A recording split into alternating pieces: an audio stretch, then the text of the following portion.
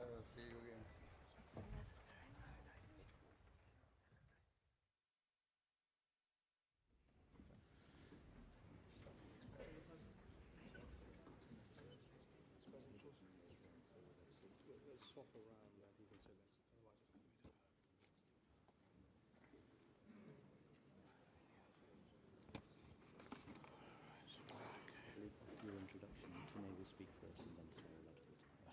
Anyway, the floor is now to His Holiness, the moment we've all been waiting for, His Holiness, the global spiritual leader of the Ahmadiyya community, Hazrat Mirza Masroor Ahmad. The floor is yours, Your Holiness.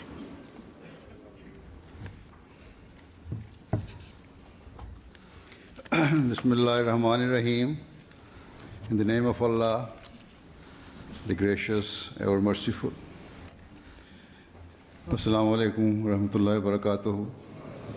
All distinguished guests, peace and blessing of Allah be upon you all. First of all, I would like to thank the organizers of this event who have given me the opportunity to speak all of you here at the European Parliament. I would like also to thank all of the delegates representing different countries and other guests who have gone to great effort to come and attend this event.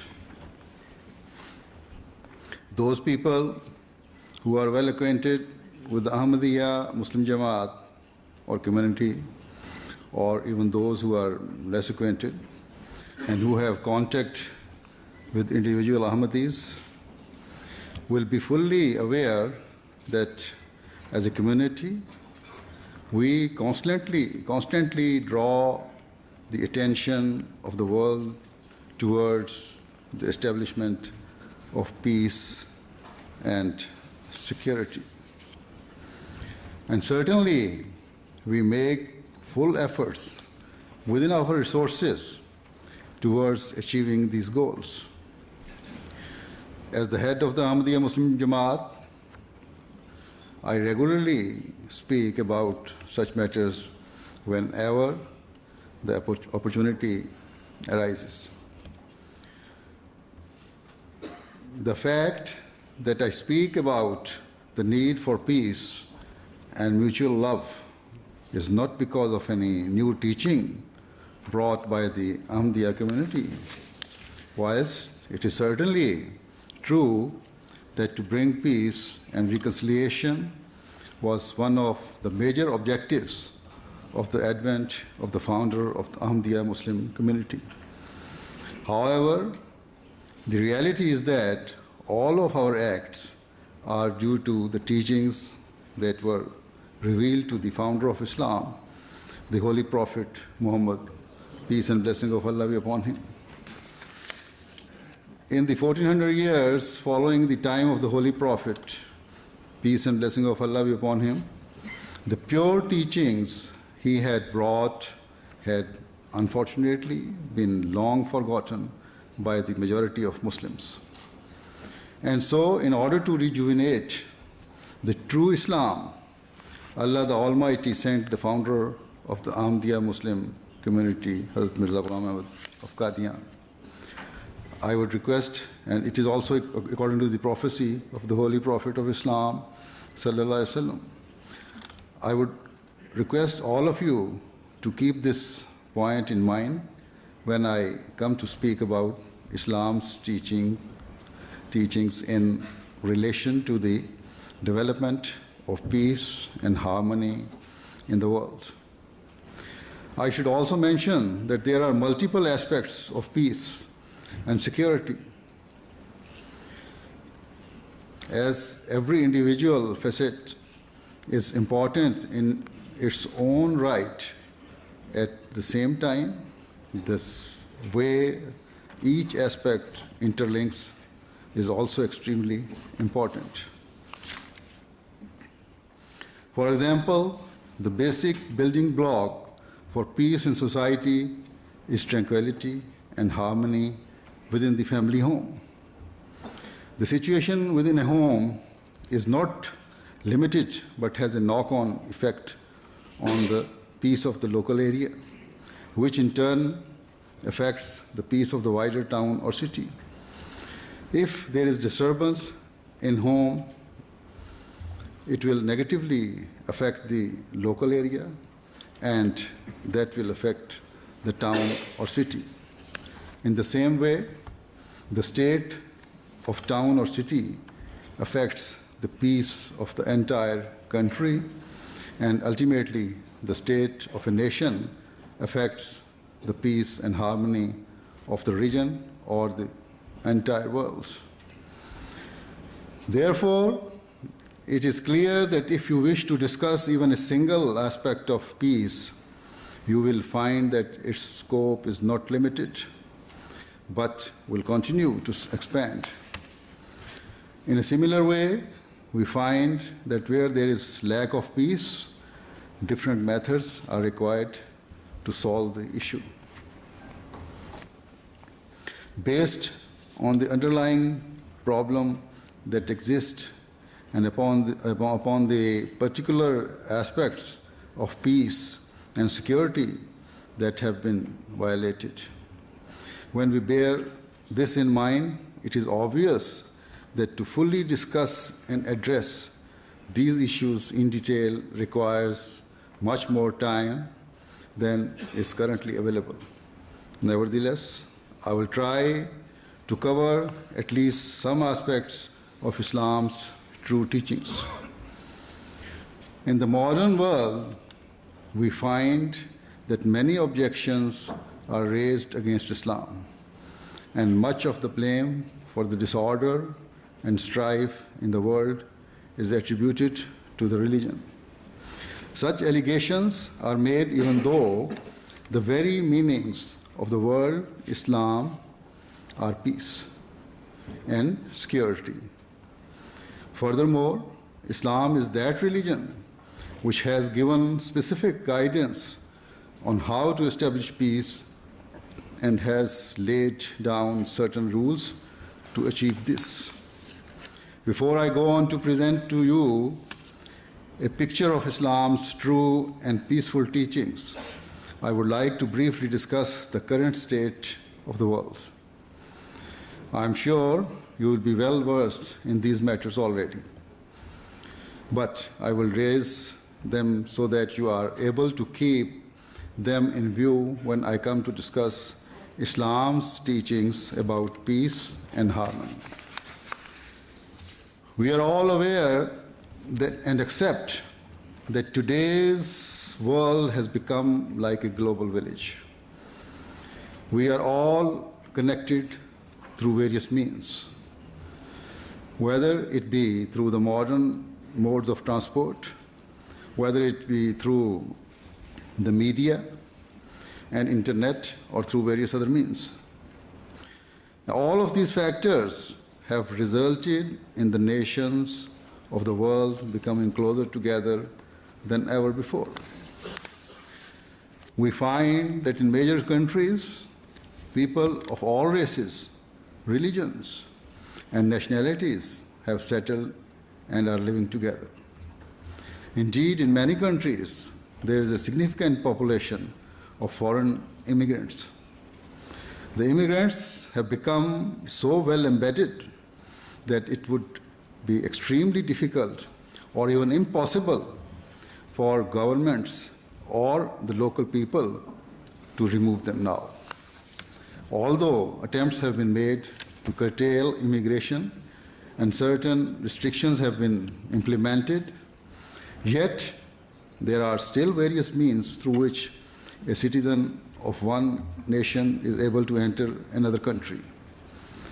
Indeed, leaving aside illegal immigration, we find that certain international laws exist that assist those who are forced to migrate for certain genuine reasons. We also find that as a result of mass immigration, restlessness and anxiety is spreading in certain countries. The responsibility for this lies with both parties, both the immigrants and the local people. On the one hand, some immigrants provoke the locals by refusing to integrate to any degree, whilst on the other hand, some of the locals are displaying a lack of tolerance and open-heartedness. From time to time, the hatred boils over to a very dangerous extent. In particular, hatred or enmity on the part of the locals in Western countries is often manifested towards Islam in reaction to the negative behavior of certain Muslims, especially immigrants. The anger and reaction is not just on a small scale, but can and does reach extreme heights, which is why Western leaders speak about those problems. Therefore, we find that on occasion, the German Chancellor speaks about Muslims being a part of Germany. We find that the Prime Minister of the United Kingdom speaks of the need for Muslims to integrate, and the leaders of some countries have gone as far as to give warning to the Muslims. The internal state of conflicts, if not worsening, at least has become of some concern. These matters might heat up and may lead to the destruction of peace. There should be no doubt that the effect of such conflicts will not be limited to the West, but will impact the entire world, especially the Muslim countries.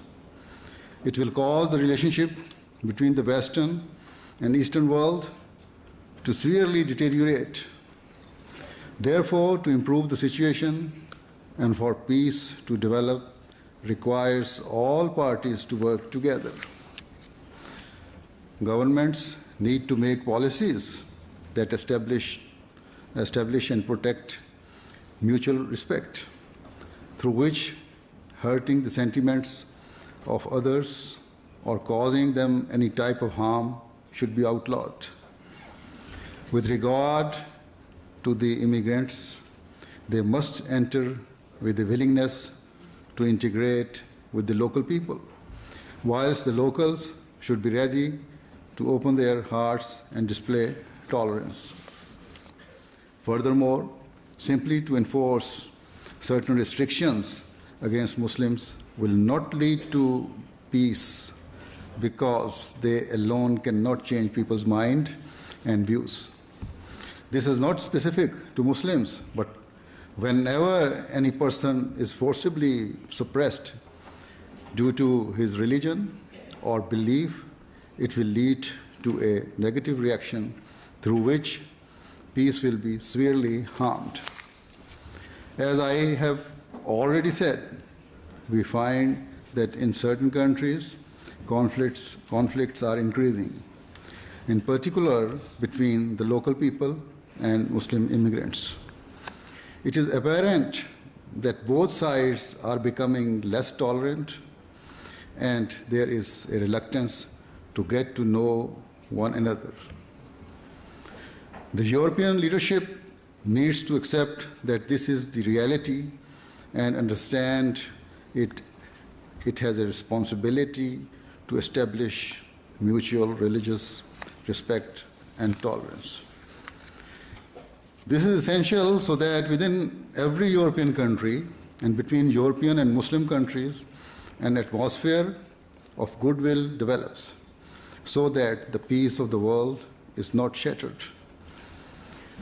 I believe that the cause of such conflicts and deviance is not only religion or beliefs, and it is not merely a question of differences between Western and Muslim nations. In fact, a major root cause of the discord has been the global financial crisis. When there was no recession or credit crunch, nobody ever bothered about the influx of immigrants. Muslims or non-Muslims or Africans.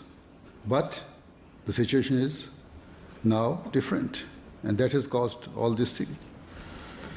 It has even affected the mutual relationships of European countries, and so anger and resentment between the people of certain European nations and the people of other European countries is increasing daily. This state of despair is visible everywhere. The formation of the European Union has been a great achievement on the part of European countries, for it has been a means of uniting the continent. And so you should make all possible efforts to preserve this unity by honoring each other's rights. The fears and worries held by members of the general public must be removed. To protect each other's society, you should be willing to accept fair and just demands of one another. And of course, there should be fair and just demands by the people of each and every country. Remember that the strength of Europe lies in its remaining united and together as one. Such unity will not only benefit you here in Europe, but at its global level will be the means for this continent to maintain its strength and influence. In fact, speaking from an Islamic perspective, we should strive for the entire world to unite together. In terms of currency, the world should be united. In terms of free business and trade, the world should be united. And in terms of freedom of movement and immigration, cohesive and practical policies should be developed so that the world can become united. In essence, countries should seek to cooperate with one another so that division is replaced by unity. If these measures are taken, then it will soon become apparent that the existing conflicts will end and be replaced by peace and mutual respect, provided true justice is practiced and each country realizes its responsibility. It is with great regret that I must say that even although it is an Islamic teaching, the Islamic countries have been unable to unite amongst themselves. If they were able to cooperate and unite, then the Islamic countries would not need to constantly seek Western aid and help in order to alleviate their internal troubles and needs. With these words, I shall now come to speak about true Islamic teachings in relation to the establishment of long-lasting peace in the world. First of all, a fundamental and basic teaching of Islam is that a true Muslim is a person from whose tongue and hand all other peaceful people are safe. This is the definition of a Muslim given by the Holy Prophet Muhammad sallallahu alaihi wasallam. Perhaps some may think that this definition means, so I'll read this thing. After hearing this basic and beautiful principle, can any allegation or complaint be leveled against Islam? Certainly not. Islam teaches that only those who use their tongues and hands to spread injustice and hatred deserve to be punished.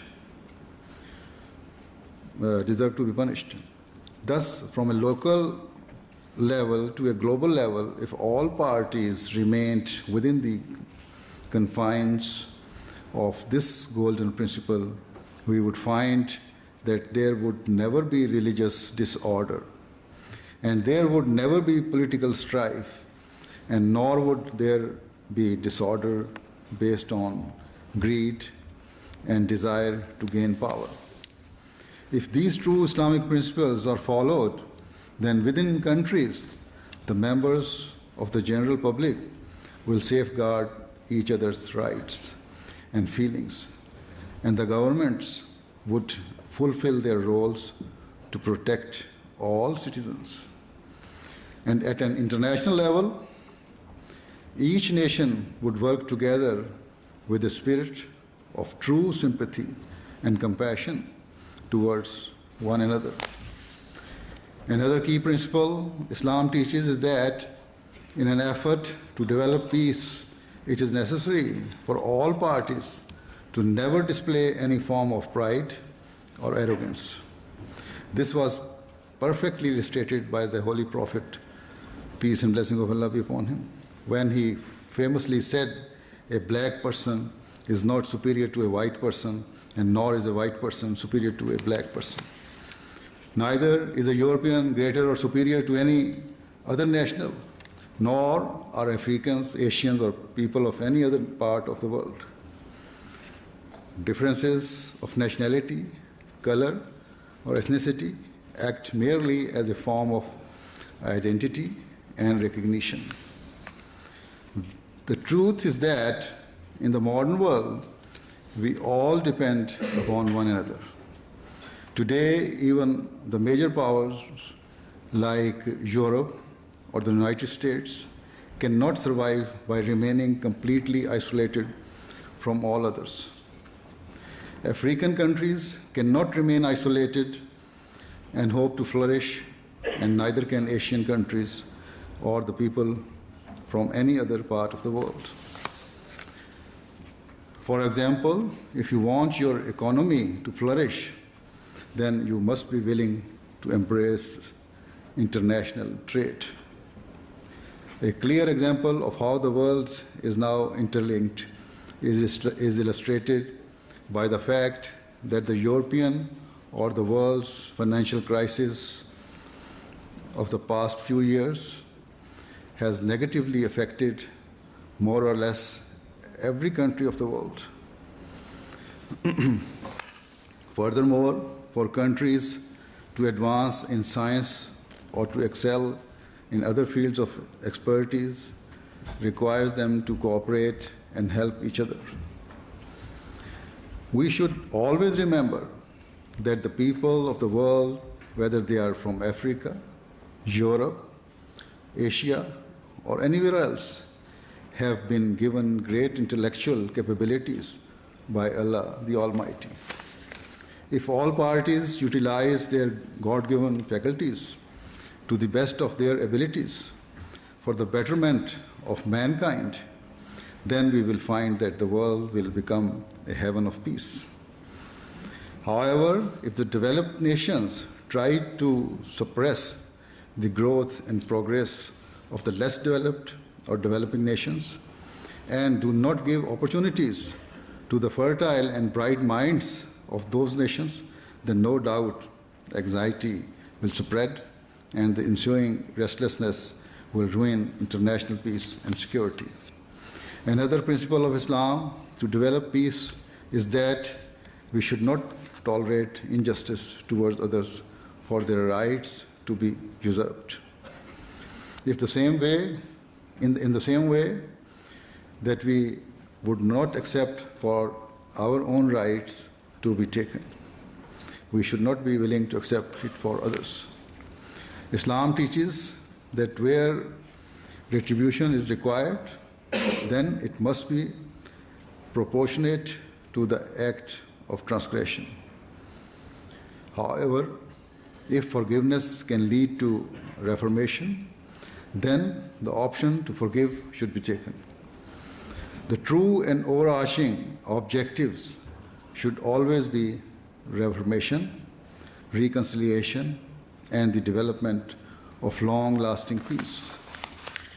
However, what in reality is happening today, if anyone commits a wrong or injustice, then the victim seeks to extract revenge in a way which is completely out of proportion and far greater than the original injustice committed.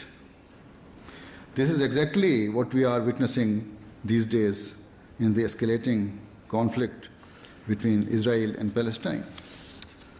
The major powers have openly expressed their outrage and concern at the situation in Syria and Libya or Egypt, even though it can be argued that they were, in essence, internal matters, yet they do not seem to be concerned about the Palestinian people. This perceived double standard is causing grievances and malice to increase in the hearts of the people from Muslim countries against the major powers of the world. This anger and animosity is extremely dangerous and could boil over and explode at any time. What will the result of that be? How much damage will be done to the developing world? Will they even be able to survive? How much will the developed nations be affected? Only God knows. The answer to such questions, I cannot answer these, and nobody can answer these. What we can be certain about is that the peace of the world will be destroyed. Let it be clear that I am not speaking in support or favor of any particular individual country. What I wish to say is that all forms of cruelty, wherever they exist, must be eradicated and stopped, regardless of whether they are perpetrated by the people of Palestine, the people of Israel, or the people of any other country. The cruelties must be stopped because if they are allowed to spread, then the flames of hatred will surely engulf the entire world to such an extent that people will soon forget about the troubles caused by the current economic crisis. Instead, they will face a much more horrifying state of affairs. There will be such a huge loss of life that we cannot even comprehend or imagine. Thus, it is the duty of the European countries who suffered great losses during the Second World War to learn from their past and save the world from destruction. To do this, they must fulfill the requirements of justice and be willing to accept their responsibilities. Islam strongly emphasizes the need to always act in a fair and just manner. It teaches that no party should be given preferential treatment or favored unduly. It should be that a wrongdoer knows that if he tries to act unjustly towards any country, no matter its size or status, he will not be allowed to do so by the international community. If the member states of the United Nations, the countries that derive benefit from the European Union, and the countries that are under the influence of the big powers, all come to accept this, or even the underdeveloped countries, then and only then peace can emerge. Further, only if those nations who have veto power at the United Nations realize they will be held to account for their actions, can justice be truly established. In fact, I will go one step further and say that the right of veto power can never allow or facilitate the establishment of peace, because clearly not all countries are at an equal level. This is a point I also made earlier this year when I addressed the leading politicians and policymakers of the United States at Capitol Hill. If we look at the voting history of the United Nations, we find that the veto power has not always been used to help those who are being oppressed or who are acting in the right way. In fact, we have seen that the veto power has on certain occasions been misused to help and assist in cruelty rather than to prevent it. This is not something that is hidden or unknown, but many commentators openly write or speak about this. Another beautiful principle taught by Islam is that peace in society requires one to suppress his anger, rather than allowing it to prevail over principles of honesty and justice. The early history of Islam testifies that the true Muslims always acted upon this principle, and those who did not were severely rebuked by the Holy Prophet Muhammad, peace and blessing of Allah be upon him. Yet today, unfortunately, this is not always the case. There are cases where armies or soldiers who have been sent to establish peace conduct themselves in a way that is entirely contrary to their stated aims. For example, in some countries, foreign soldiers have treated the dead bodies of their victims in the most disrespectful and horrifying manner. Can peace be established in this way? The reaction to such behavior cannot remain limited only to the affected country, but manifests throughout the world. And of course, if Muslims are mistreated, the Muslim extremists get advantage of it, and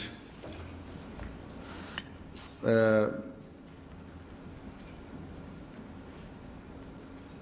peace of the world is shattered, although it is contrary to the teachings of Islam. Islam teaches that peace can only be established by helping both the oppressed and oppressor in a manner that is completely impartial, free from vested interests, and devoid of all enmity. Peace is made by giving all parties an equal platform and playing field. As the time is limited, I shall mention just one further point, which is that Islam teaches that the wealth and resources of others should not be looked upon enviously. We should not covet that which belongs to others, because this too is a means for peace to be dismantled. If wealthy countries try to extract and utilize the wealth and resources of less developed nations to fulfill their own needs, then naturally restlessness will spread. Where appropriate, the developed nations can take a small and fair amount in return for their services, whilst the majority of the resources should be utilized to help the underdeveloped countries raise their standards of living. They should be allowed to prosper, and should be helped in their efforts to reach the same levels as the developed world, because then and only then can peace be established. If the leadership of those countries is not honest, then the Western nations or the developed nations should themselves monitor and organize the development of the country by giving them the aid. There are numerous other points I could cover, but due to a lack of time, I shall restrict myself to the few that I have mentioned.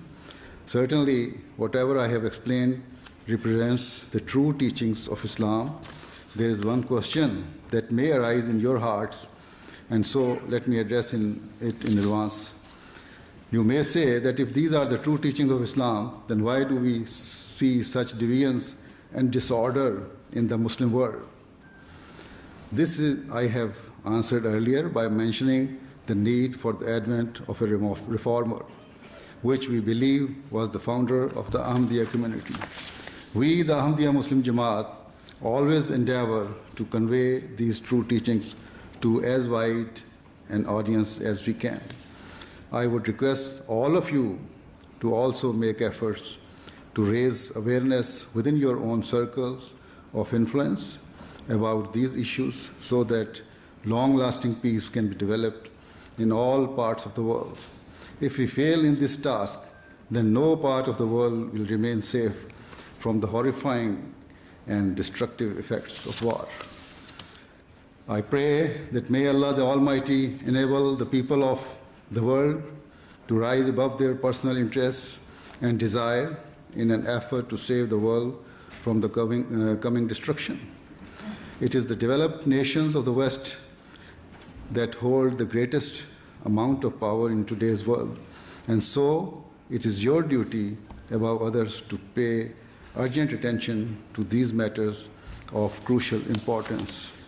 At the end, I would like to once again thank all of you for taking the time to come and listen to what I have said. May Allah bless you. Thank you very much.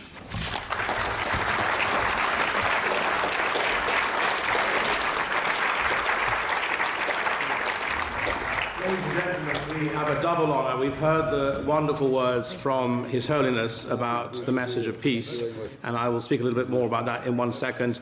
We have been graced with the presence of the President of the European Parliament, Mr. Martin Schulz, who has come to personally greet His Holiness and congratulate him on his speech. He can't stay, unfortunately, due to time pressures on his agenda, but he wants to just literally be here to personally greet His Holiness and thank him for all he's done for the cause of peace on our continent and globally.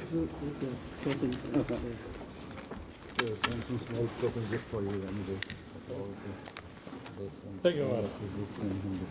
Thank you very much. Thank you. Good luck. Thank you, Mr. President. Thank you very much. Thank you. Well, thank you, ladies and gentlemen. Thank you, Your Holiness, for that very inspiring, wide-ranging speech. I have to say, you touched on so many topics. Just to wind up, because we are now out of time, it's been a very, very interesting and stimulating conference. You mentioned all sorts of issues to do with the true Islamic message on peace, on tolerance, on issues as wide-ranging as development and the need to be charitable to countries which are poorer, and the special responsibilities which fall upon Western countries, particularly European Union member states, to discharge their responsibilities in a thoughtful and charitable and peace-building fashion. I have to say that was an extremely well-received message. And I was also intrigued and perhaps slightly surprised where you boldly and bravely took on the message of immigration. As a politician in my country, that is a major issue now, the issue of large movements of people into our societies, and the need for mutual understanding, to build bridges, to have better tolerance on both sides. And I think that is the important message we need to go away with today. So let me again thank everybody here, thank the organisers, thank my MEP colleagues, my vice presidents. Tuna Kellam has had to go and come back. I recognise Phil Bennion from the Liberal group from the United Kingdom. I see other colleagues in the back, and a very wide audience from all faiths and across many different countries to have come today to listen to His Holiness for, I think, an inspiring speech, an inspiring message to the entire globe of peace and reconciliation.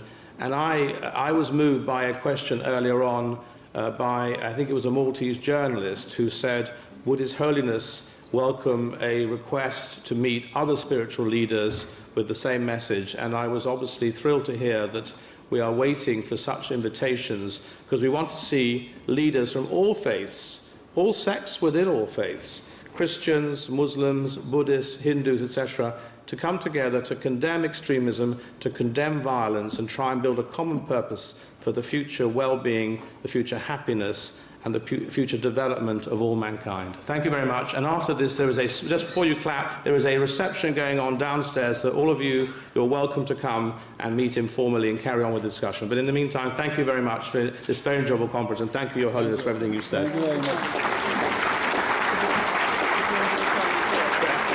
And there's been a request by His Holiness to have a short prayer to finish this gathering. That's okay, fine. So there is silent prayer I will lead. Ahmadis will follow me. Everyone can pray in his own way. Please.